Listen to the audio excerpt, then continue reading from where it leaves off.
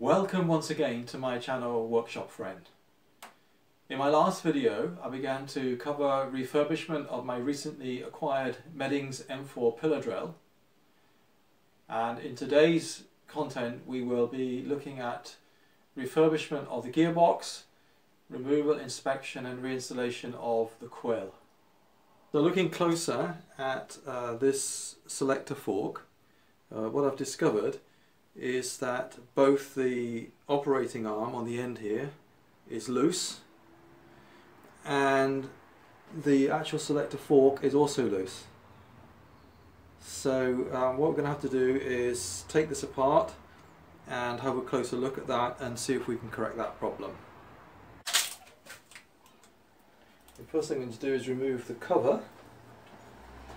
So you can see here that poor maintenance can easily lead to problems down the line. So if the selector mechanism isn't working properly, then it's very easy for the steel gears to only partially mesh with the Tufnol gears, thus causing the problem. So although this is a minor issue, I think it's worth getting this right.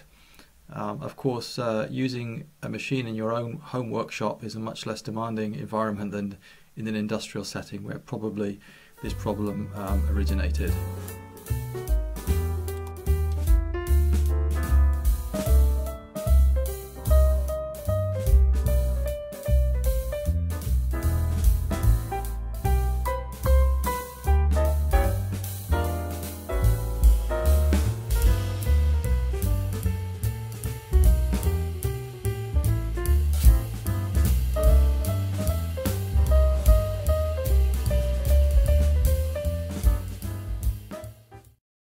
Okay, I've taken this opportunity to put the clock on the top of the quill shaft, right at the top of the spline there, and just to investigate further the state of the bearings. I'm very reassured to see that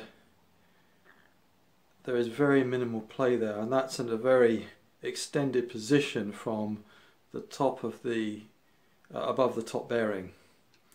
The second thing I'm looking at here is the straightness of the quill shaft, and again I'm very reassured to see that it's within 1 thou of concentricity with the center line, so that's really good news. In fact, as I've looked further at these bearings, I think I'm not going to touch them. I don't think there's any need to.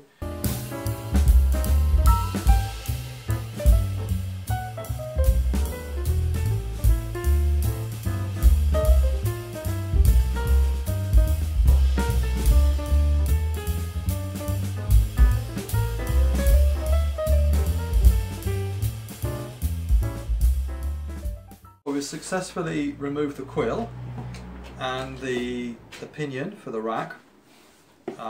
Given it a bit of a clean up, there were a few bits of swarf in there. Don't know how that got in there, but that's all cleaned up now. But everything looks really clean. There's very little wear on that quill. I can still see the original grinding marks. Quite amazing actually. I've had another closer look at the bearings with it disassembled, and it looks to me like somebody's freshly packed grease in there. It all feels well adjusted, so I think I'm not going to touch that. I'm going to leave it as it is and put it back together again, having cleaned up the rack and pinion. So I think that can go back now. Also, just having a closer look at the number 2 Morse taper, that's also clean, which is very fortunate. So yeah, this is ready to go back. I think we can start reassembling things. Well, I've countersunk the holes on the new Delrin gear, so that's all ready for fitting. The issue here is that the relatively good original Tufnol gear, you can see it's had some wear on this side. So what I'm going to do is take this off, turn it around, because what actually happens is the gears engage from this side. Effectively when it engages like that. So it means that this side here has been abraded. So we're going to turn it around so we get a nice fresh side facing the gear as it meshes.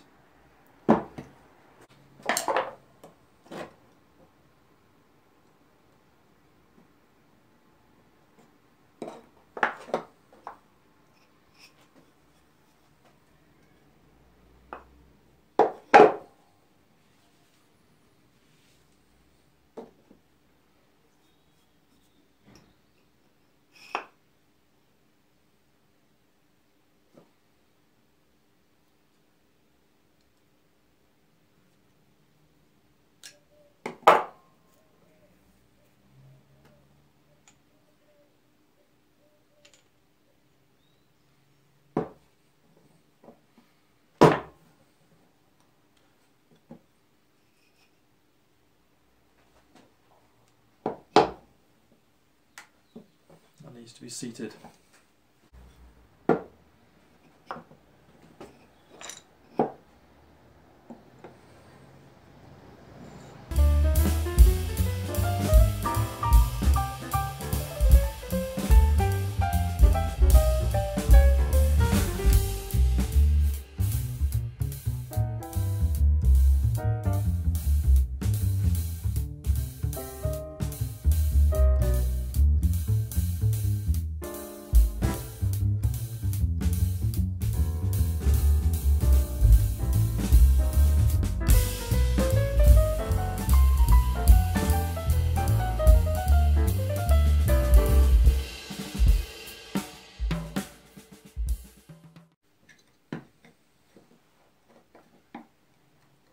That's it.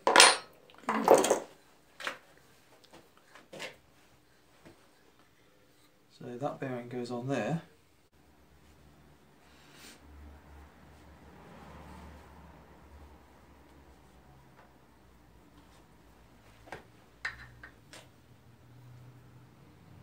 That's right, and then there's a circlip.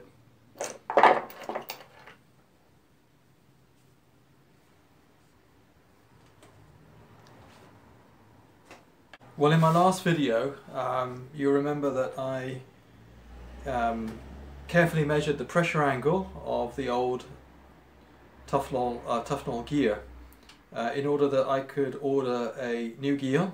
Well, I ordered the gear online, and when it was delivered it turned out it wasn't a Tufnol gear after all, it was a steel gear. And so I queried it, and I was told that a Tufnol gear would be quite expensive. So indeed it was, and for that reason I went to Meddings and I picked up one of their stock gears. However, it's not made in Tufnol anymore, it's made in Delron. So that's the little story behind that. What I'm thinking of doing is putting it back together with the plastic gears as it should be, but at some point in the future, if I have time, bore this out, fit it, and just see as a matter of interest what it's like running steel on steel gear in the gearbox. Maybe I have to change the lubrication, I don't know, but just as a matter of interest, I might like to see what it's like running the steel gear in place of the plastic gear. So I think we can go ahead now and put the gearbox back together, but before we do that we've got to put the quill back in. Okay, we've put everything back together as it should be. This selector fork is now securely attached to the shaft. However, the lever, operating lever, is not a nice fit on the shaft. And I think at some point in the future that's going to have to be sorted out. But because I'm not absolutely sure about the oil seal at the bottom here, I think we're going to put it back together and run it and then see how things are. At least we know it's very easy to get apart, and everything is nice and accessible. So we can see now how it's supposed to operate. So the detent gives a nice positive location, and You've got the gears meshing nicely there. That's level, so it's meshing across the full width. And in the high-speed setting, of course, it's not without this properly housed in the top housing. It's not going to stay put. But similarly, the high-speed gear is meshing nicely across the full width of both of the gears. So I'm happy with that. I think we can put the top on and put some oil in, see if the oil seal holds up, and then we can start looking at the pulleys.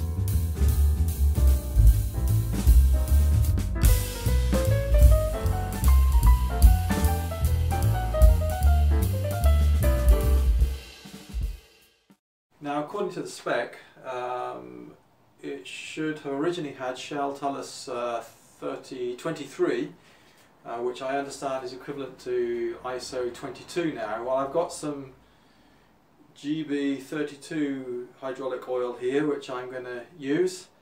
It says 1/3 to 2/3 of a pint, so that's around about what's that? It's around about 1/3 of a litre. So we'll put in 1/3 of a litre of this, and what I plan on doing is putting this in early. We can have time to see if the oil seal is working, at least under static conditions, before we do any actual work on the machine. So over the next couple of weeks, while this is sitting here, we'll see if the oil stays in the gearbox, and that will be a good indication of whether the oil seal is working.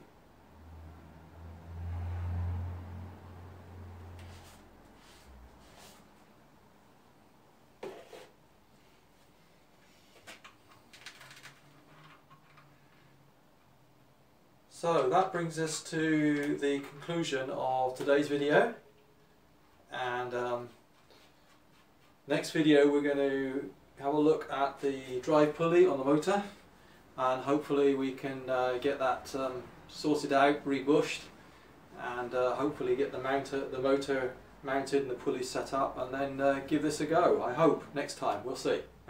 Thank you, thanks for joining me. Hope to see you next time.